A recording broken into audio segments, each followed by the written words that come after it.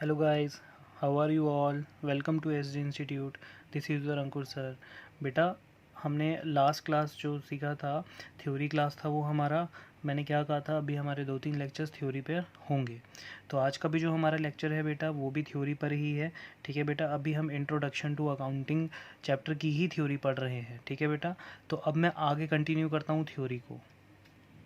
बेटा हमने last lecture में सीखा क्या था कि अकाउंटिंग किसको बोलते हैं. ठीक है, मैंने बहुत अच्छे से भी समझाया था आपको कि रिकॉर्डिंग, क्लासिफाइंग, समराइजिंग, इन सब को हम क्या बोलते हैं, अकाउंटिंग. रिकॉर्ड करना जर्नल में, क्लासिफाई करना लेजर में, फिर उसके बाद उसको समराइज़ करना मतलब एक शॉर्ट वे में ले आना, बैलेंसेस निकालना और उसका रिज़ल्ट बताना, प्रॉफिट हुआ है या लॉस. ठीक है बेटा, ये हमने सीखा. फिर हमने फीचर्स यानी कैरेक्टरिस्टिक्स ऑफ अकाउंटिंग सीखे थे, जिसमें आइडेंटिफाई द फाइनेंशियल ट्रांजैक्शंस था, मेजरिंग था, ट्रांजैक्शन को मेजर करना अपनी कॉमन करेंसी में. फिर उसके बाद रिकॉर्डिंग करना जर्नल में, क्लासिफाई, समराइजिंग, फिर रिज़ल्ट बताना, प्रॉफिट है लॉस, उसके बाद उसे कम्युनिकेट करना. हमने ये सीखा. फिर हमने ऑब्जेक्टिव सीखे थे.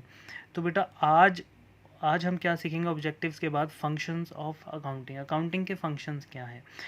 हमेशा एक बात को याद रखना, जो आपने अकाउंटिंग की सबसे पहले डेफिनेशन पढ़ी है उसी के अंदर उसी की तरह कुछ कुछ मिलते जुलते ऑब्जेक्टिव्स होते हैं, उसी की तरह कुछ कुछ मिलते जुलते उसमें से फंक्शंस होते हैं. यानी कि आपको मीनिंग बहुत अच्छे से समझ आना चाहिए अकाउंटिंग का. तो जैसे अभी आप देखो मैंने क्या लिखा हुआ है यहाँ पे, फंक्शंस ऑफ अकाउंटिंग. तो पहला फंक्शन क्या है अकाउंटिंग का, मेंटेनिंग सिस्टमेटिक रिकॉर्ड्स. अकाउंट्स क्या करती है, हमारे सिस्टमेटिक रिकॉर्ड्स अकाउंटिंग के मेंटेन करती है. ठीक है बेटा, आप जितने भी बिज़नेस में ट्रांजैक्शंस होते हैं यानी लेन देन होते हैं, हम उनको सिस्टमेटिकली रिकॉर्ड करके रखते हैं. और ये चीज़ मैंने आपको पहले भी बताई है कि जर्नल में रिकॉर्ड करना, लेजर में पोस्ट करना, ये सब. ठीक है, ये दोनों ही हमारी क्या है, books of accounting, journal and ledger. उसका सेकंड क्या बोल रहा है, preparation of financial statement. Sir ये फाइनेंशियल स्टेटमेंट क्या होता है, बहुत ध्यान से सुनना बेटा. फाइनेंशियल स्टेटमेंट, जो भी हमारे बिज़नेस में पैसा आता है जाता है, ठीक है, हम कितना खर्चा कर रहे हैं, कितनी इनकम अर्न कर रहे हैं, तो उसकी एक स्टेटमेंट बनाते हैं हम, उसका प्रॉपर अकाउंट्स बना रहे होते हैं. ठीक है बेटा, उसको हम बोलते हैं अपनी फाइनेंशियल स्टेटमेंट. तो वो भी कौन बनाता है, हमारा अकाउंटिंग ही बनाता है हमारी फाइनेंशियल स्टेटमेंट को, जिससे हम अपना प्रॉफिट और लॉस पता लगा सकते हैं. उसके बाद मीटिंग लीगल रिक्वायरमेंट्स. अकाउंटिंग का एक और फंक्शन ये भी होता है कि हमारी जो लीगल रिक्वायरमेंट्स होती हैं उनको भी ये मीट करता है. जैसे आप अगर सिस्टमेटिकली अकाउंट्स को मेंटेन कर रहे हो, ठीक है, सिस्टमेटिकली आप सारी बुक्स लिखते हो, सारे ट्रांजैक्शंस को लिखते हो, प्रॉफिट एंड लॉस भी आप निकाल रहे हो टाइम टू टाइम. तो अगर कल को कोई कंपनी या कोई भी इंसान आपकी कंपनी पे केस करता है कि आप टाइम से मतलब बोनस नहीं देते एम्प्लॉयज़ को, या फिर प्रॉपर सैलरी नहीं देते, या आप टैक्स नहीं पे करते, तो अगर आपके ऊपर कोई भी इल्ज़ाम लगता है तो आप अपने किसको दिखा सकते हो, आप अपने अकाउंट्स को शो कर सकते हो एज एन एविडेंस. तो आप एविडेंस की तरह भी अपने अकाउंट्स को यूज़ कर सकते हो, जिससे कि आपकी लीगल रिक्वायरमेंट्स भी पूरी हो जाती हैं. ठीक है बेटा. उसके बाद आता है communicating the financial information. Obvious ही बात है, जो भी आप अपनी फाइनेंशियल इन्फॉर्मेशन निकालते हो, प्रॉफिट लॉस, उसको आप क्या करते हो, कम्युनिकेट करते हो. मैंने आपको बताया था कम्युनिकेट मतलब बताना. किसको बताते हैं, यूज़र्स को. और मैंने ये भी बताया था यूज़र्स कौन होते हैं, जिनको हमारे प्रॉफिट और हमारे बिजनेस के प्रॉफिट और लॉस से फ़र्क पड़ता है. तो यूज़र्स के बारे में भी आगे भी मैं डिस्कस करूँगा. उसके बाद नेक्स्ट पॉइंट देखो, असिस्टेंस टू मैनेजमेंट. असिस्टेंस का मतलब होता है हेल्प करना. मैनेजमेंट की बहुत ज़्यादा हेल्प करता है अकाउंटिंग. मैनेजमेंट को कोई भी डिसीज़न लेना होता है तो उसकी हेल्प कौन करता है, अकाउंटिंग. उसके अंदर सारे के सारे हमने अपने एक्सपेंसेस, इनकम, सब कुछ उसके अंदर हमने शो कर रखा होता है अपने अकाउंटिंग के अंदर, जिससे मैनेजमेंट बहुत ही इजीली अपने डिसीज़न मेकिंग ले सकता है. डिसीजंस क्या होते हैं, जैसे कितना किसको बोनस देना है, कितना किस स्टाफ को सैलरी देना है, कितना किस फील्ड में पैसा लगाना है, तो ये सारी चीज़ें मैनेजमेंट अकाउंटिंग को देख के करता है. तो ये 5 थे हमारे बेटा फंक्शंस. कुछ बच्चे कहेंगे सर ऑब्जेक्टिव और फंक्शंस एक ही जैसे हैं. हाँ, इनमें ज़्यादा फ़र्क नहीं है, कुछ कुछ पॉइंट्स एकदम मिलते जुलते हैं, होता है, क्योंकि ऑब्जेक्टिव और फंक्शंस में ज़्यादा डिफरेंस नहीं होता. चलिए बेटा अब आगे बढ़ते हैं. बेटा नेक्स्ट देखो, फंक्शंस के बाद हम पढ़ रहे हैं क्या, एडवांटेजेस ऑफ अकाउंटिंग. अकाउंटिंग के कुछ एडवांटेजेस भी हैं, फ़ायदे भी हैं. क्या है, सबसे पहला, फाइनेंशियल इन्फॉर्मेशन अबाउट बिजनेस.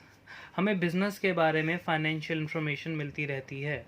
हमारी आर्थिक स्थिति क्या है हमारे बिज़नेस की, मतलब पैसों में कैसा है हमारा बिज़नेस, प्रॉफिट और लॉस में कैसा है हमारा बिज़नेस, वो सारी की सारी इन्फॉर्मेशन हमें कौन देता रहता है, हमारे अकाउंट्स।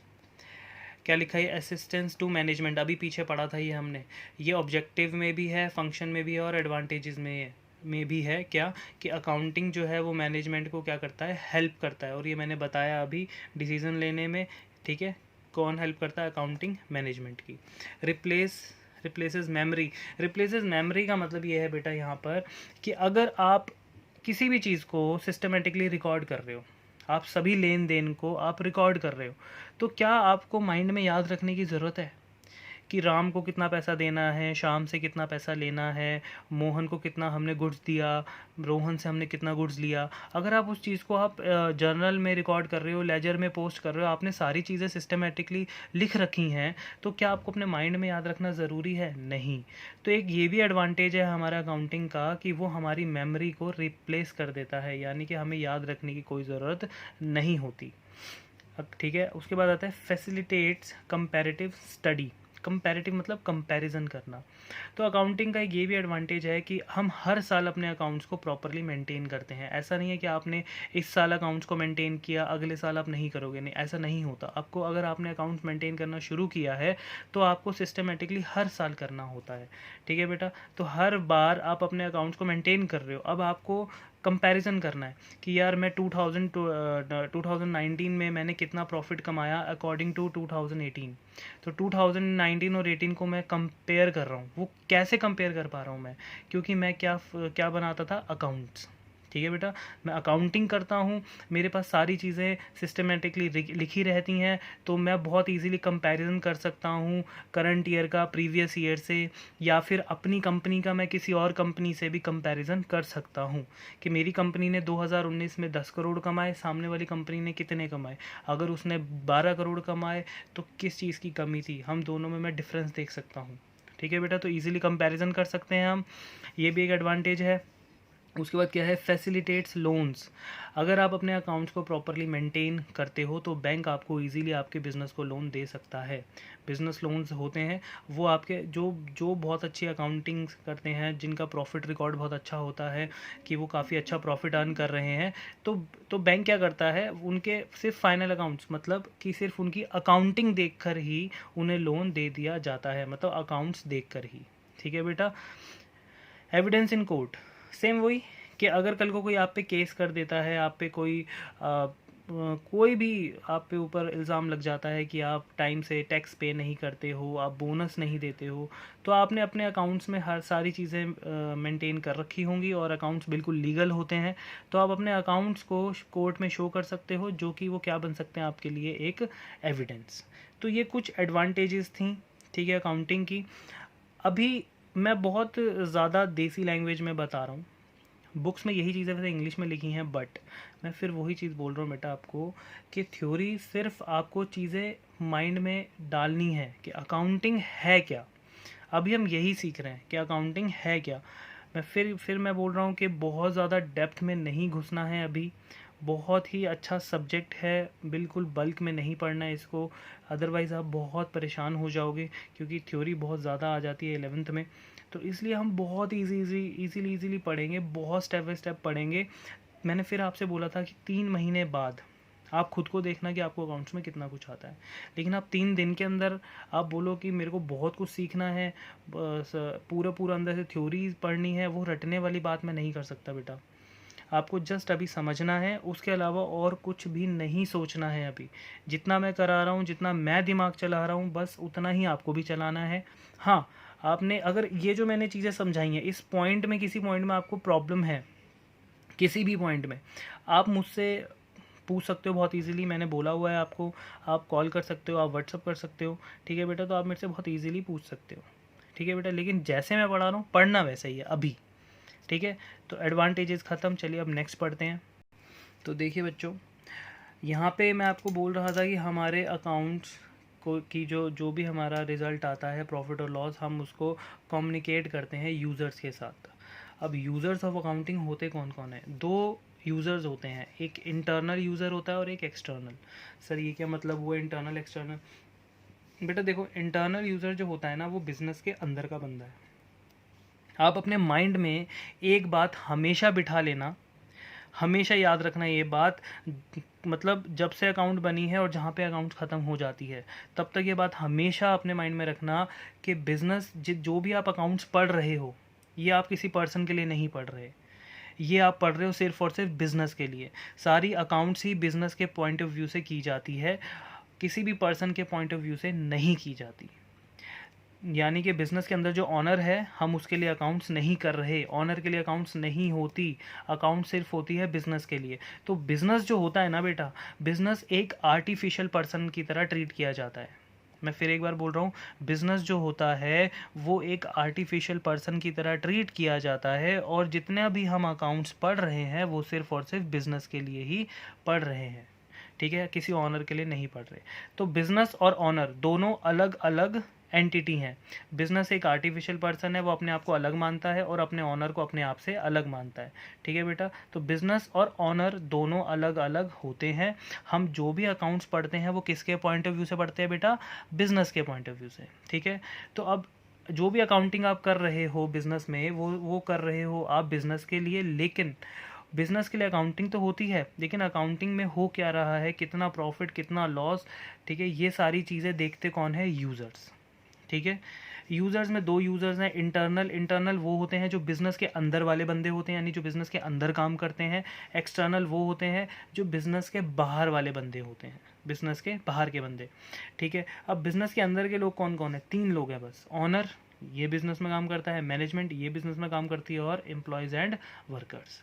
अब इन तीनों को क्या पड़ी है कि ये अकाउंटिंग चेक करें। अकाउंटिंग का मतलब होता है प्रॉफिट एंड लॉसेस। तो इनको क्या पड़ी है यार? ऑनर को क्या पड़ी है? खुद सोचो। आप ऑनर हो, आपने अपने बिज़नेस में 20 लाख रुपए लगाए, ठीक है। अब आपने 20 लाख रुपए लगाए, अब क्या आप ये जानना नहीं चाहोगे कि 20 लाख रुपए में आपने कितना प्रॉफिट अर्न किया है, कितना लॉस हुआ है? आपको ये जानना चाहोगे ना, क्योंकि सबसे बड़ा रिस्क टेकर कौन होता है बिज़नेस में? सबसे बड़ा रिस्क टेकर होता है ऑनर। तो ऑनर ने कितना पैसा लगाया है वो ये जानना चाहता है, इसलिए ऑनर क्या चेक करता है? अपने अकाउंट्स, ठीक है बेटा, क्योंकि सबसे बड़ा रिस्क टेकर कौन है? ऑनर। मैनेजमेंट क्यों अकाउंट चेक करे? ये बेटा क्योंकि मैनेजमेंट, मैंने पीछे बताया कि मैनेजमेंट को बहुत सारे डिसीजंस लेने होते हैं।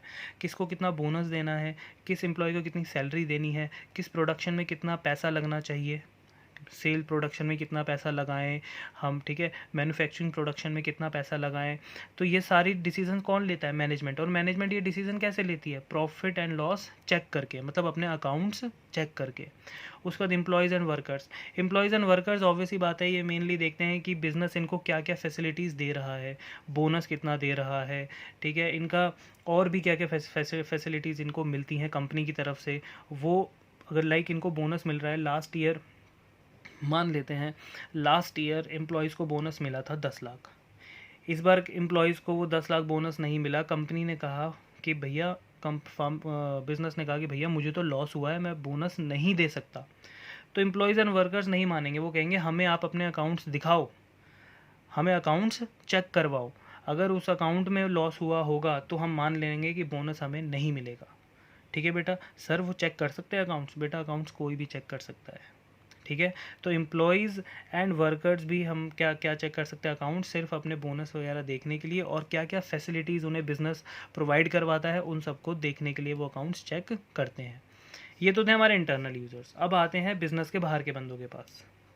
अब बिज़नेस के बाहर कौन कौन है? Banks and financial institutions. Banks and financial institutions क्या होते हैं? अब इनको क्या पड़ी है हमारे अकाउंट चेक करने की? मैंने अभी बताया कि आपको अगर लोन वगैरह चाहिए होता है, आपको अपना अकाउंट्स शो करना पड़ेगा। अगर आप, एक बंदा गया, वो कह रहा है कि जी मुझे 50 करोड़ का बिज़नेस लोन चाहिए। अब बिज़नेस लोन चाहिए 50 करोड़ का, 50 करोड़ का प्रोजेक्ट भी तो बनाया होगा उसने कि बिज़नेस में वो 50 करोड़ कहाँ लगाएगा। तो प्रोजेक्ट के साथ साथ क्या बैंक किसी को भी बिज़नेस लोन दे सकता है? 50 करोड़ का, 100 करोड़ का ऐसे नहीं दिए जाते बेटा।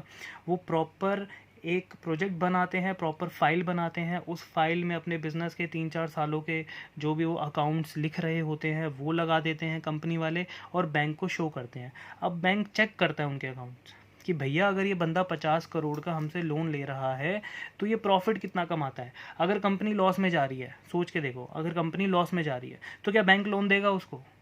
कंपनी लोन में है 4 साल से, तो बैंक कहेगा यार अगर मैंने लोन दे दिया, ये कल को डूब जाएगी, मेरा लोन कैसे रिकवर होगा?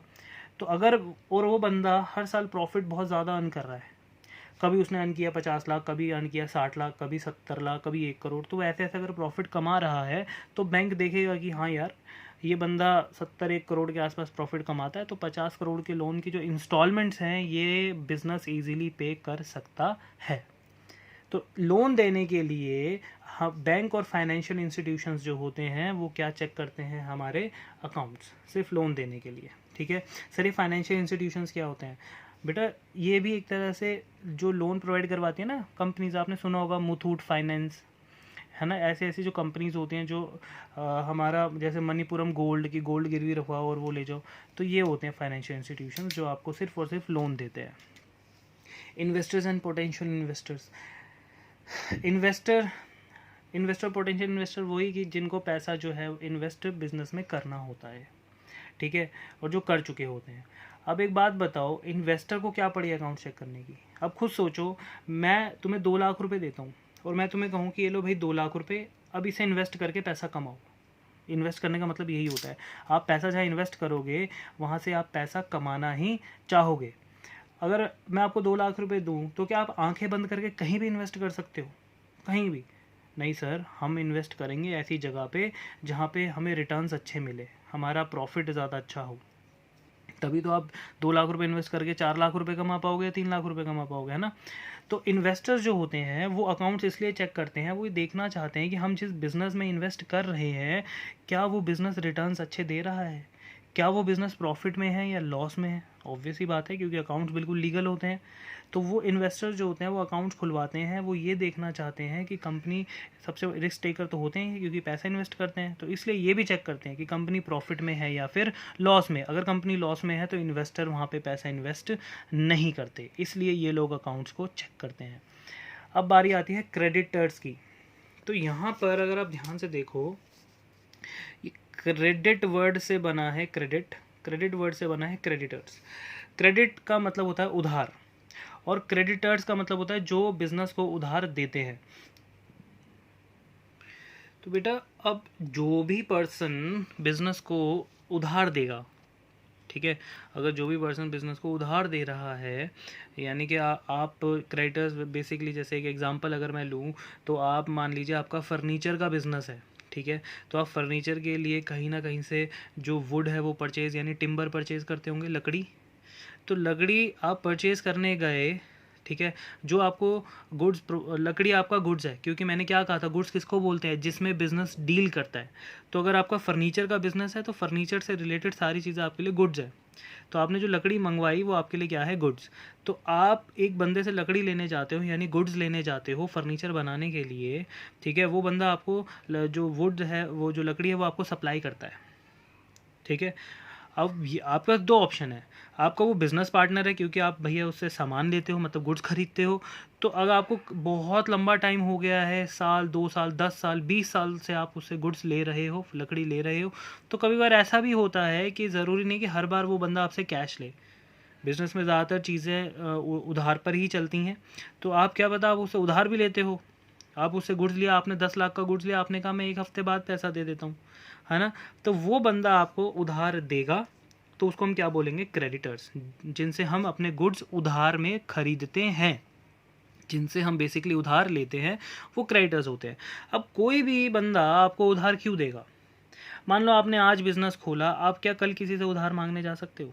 नहीं सर, बिल्कुल नहीं, क्योंकि आपने आज ही बिज़नेस खोला है, आपके अभी अकाउंट्स तक नहीं बने, ये तक नहीं पता कि आपका बिज़नेस प्रॉफिट में जाएगा या लॉस में जाएगा, ठीक है। तो वो बंदा आपको बिना जाने पहचाने, आपके अकाउंट्स चेक किए बिना इतना बड़ा रिस्क नहीं लेगा, आपको उधार नहीं देगा। तो जो क्रेडिटर्स भी होते हैं, मैं बड़े बड़े बिजनेसेस की बात कर रहा हूँ, ये छोटे मोटे गली के जो मोमोज पोमोज वाले हैं, मैं उनकी बात नहीं कर रहा हूँ।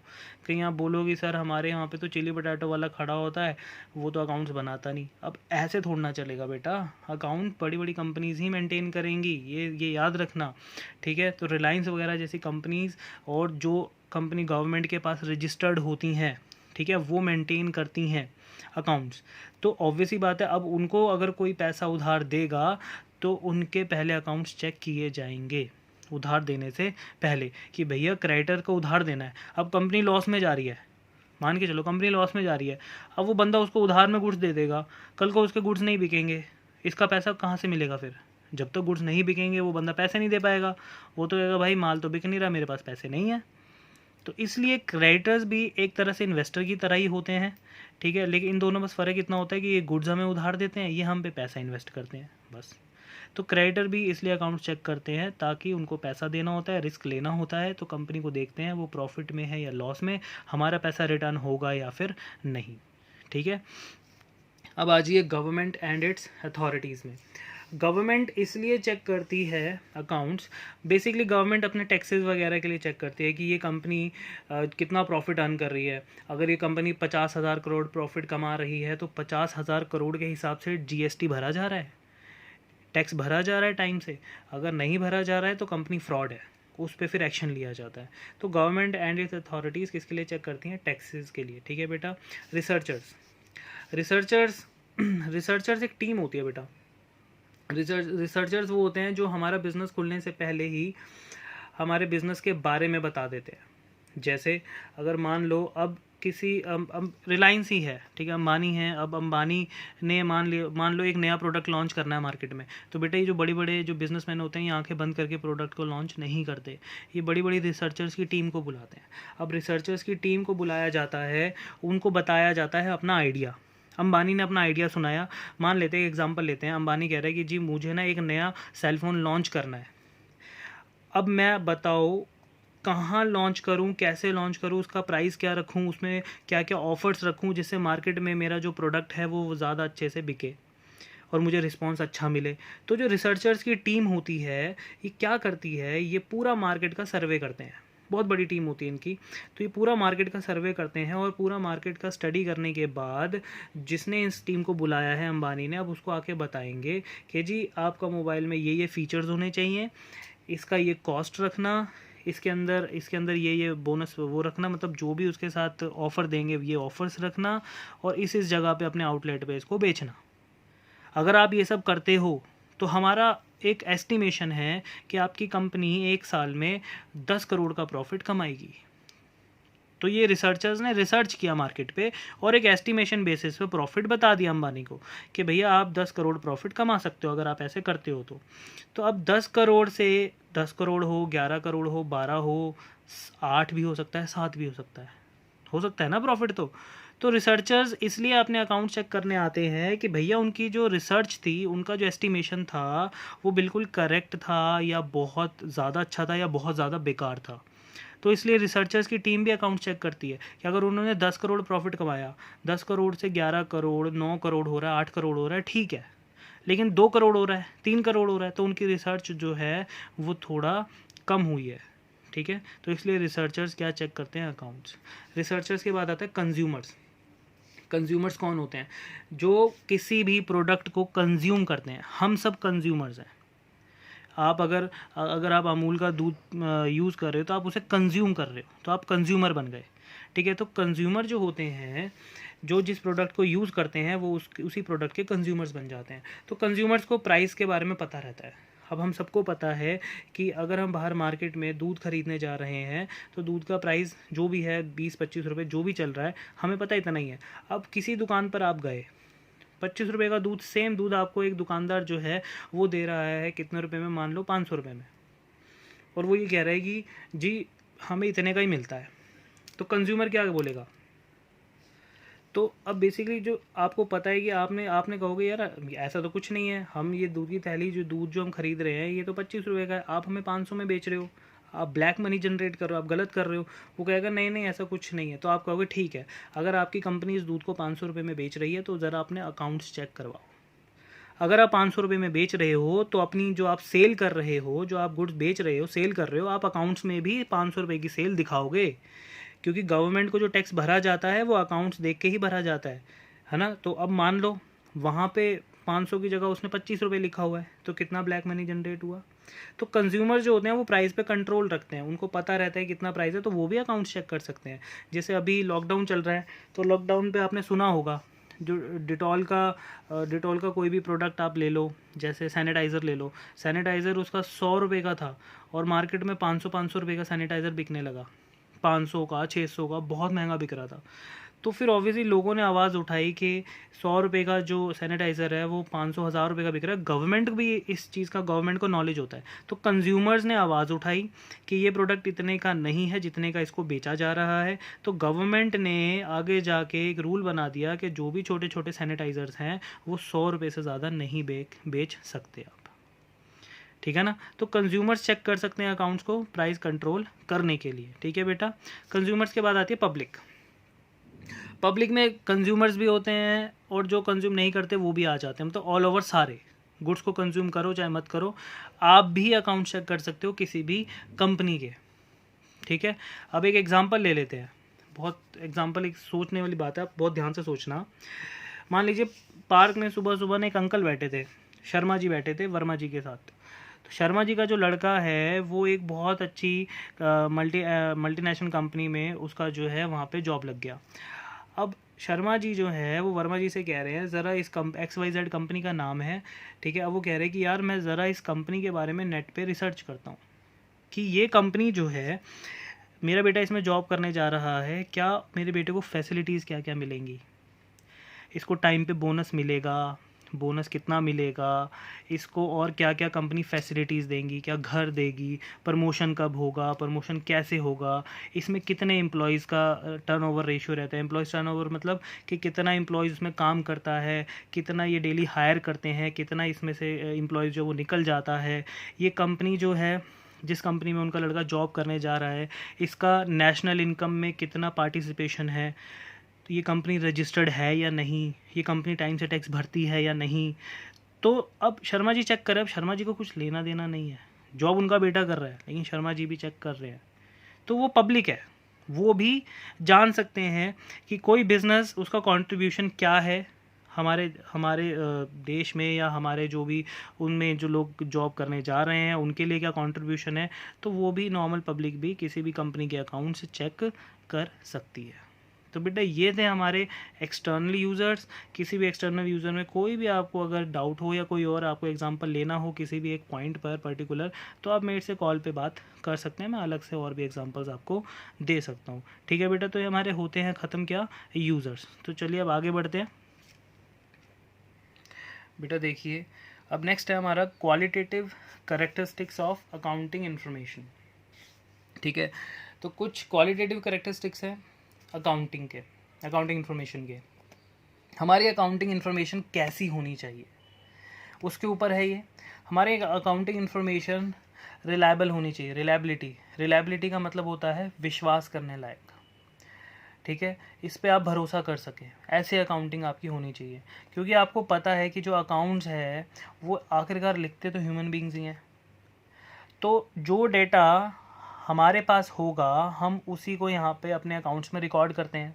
तो बहुत सारे लोग इसमें बायस्ड हो जाते हैं। बायस का मतलब होता है झोल झाल कर देते हैं। जैसे बहुत सारे आप भी फ्रॉड सुनते रहते होगे कि किसी कंपनी ने 5,000 की चीज़ को 10,000 में लिख दिया, 10,000 की चीज़ को 20,000 में लिख दिया, मतलब एक्स्ट्रा बढ़ा बढ़ा के लिखते हैं। कुछ लोग नकली बिल बना लेते हैं, इतना सारा फ्रॉड करते हैं गवर्नमेंट के साथ, वो ब्लैक मनी जनरेट करते हैं। खर्चा किसी कंपनी का हुआ है 5,000, आप अपने अकाउंट्स में शो कर रहे हो 10,000, कितने का घपला आप कर रहे हो। क्योंकि गवर्नमेंट आप जितने ज़्यादा एक्सपेंसेस दिखाओगे, बहुत ध्यान से सुनना, आप बिजनेस में जितने ज़्यादा एक्सपेंसेस दिखाते चले जाओगे, जाहिर सी बात है आपका प्रॉफिट कम होता चला जाएगा। गवर्नमेंट आपसे टैक्स उस प्रॉफिट पे ही लेगी जो कम होगा ऑलरेडी। तो आप टैक्स कम भरोगे, यानी आप फ्रॉड कर रहे हो, आप ब्लैक मनी जनरेट कर रहे हो, 5,000 की चीज़ को 10,000 का दिखा रहे हो, है ना। तो इसलिए जो अभी आप अकाउंट्स लिखते हो वो रिलायबल होने चाहिए, मतलब उन पे विश्वास कर सके, वो बायस्ड नहीं होने चाहिए, झोलझाल नहीं होना चाहिए, ठीक है बेटा। रिलायबिलिटी समझ आता है। रेलेवेंस का मतलब होता है इम्पॉर्टेंट। अब कोई भी अकाउंट आप लिख रहे हो उसके अंदर जो भी इंफॉर्मेशन होती है वो इम्पॉर्टेंट होनी चाहिए यूज़र्स के लिए, ठीक है। आप अब ये नहीं लिख सकते, आप अंबानी का अकाउंटिंग चल रहा है वहाँ पे, उसका अकाउंट्स अंबानी का जो अकाउंटेंट है वो लिख रहा है, और वो बीच में 5 रुपये की चाय पी रहा है, स्टेशनरी ला रहा है, 10 रुपये का पेन ला रहा है, जो भी है 50 100 30 40, आप वो भी लिख रहे हो।